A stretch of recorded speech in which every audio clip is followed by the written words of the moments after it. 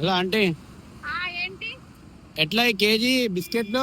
KG 200 రూపాయలు. 200? అవును. ఆహా, తక్కువ కాదా రేటు? తక్కువేం లేదండి. అంటే మీరే తీసుకొచ్చి మార్కెట్ తీసుకొచ్చి అమ్ముతారా, ఆ, మీరే తయారు చేస్తారా? మార్కెట్ నుంచి తీసుకొస్తాము.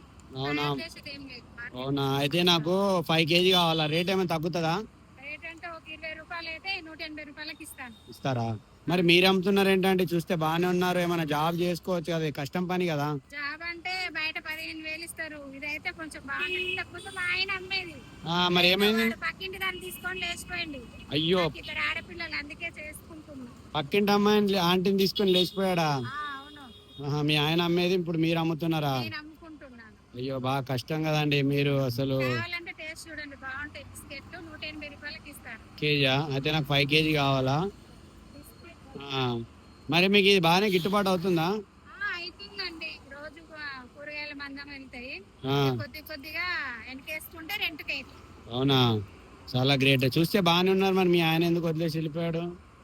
ఏమో, ఒక్కొక్కడికి ఒక్కొక్క రోగం, ఏం చెప్తాము. అవునా, చెప్పలేం కదా. పోనీలేండి, నాకైతే 5 కేజీ ఇవ్వండి. సరే ఫోన్ పే ఉందా? ఉందండి, ఇగో స్కానర్. సరే, అయితే 5 కేజీ ఇవ్వండి అందులో.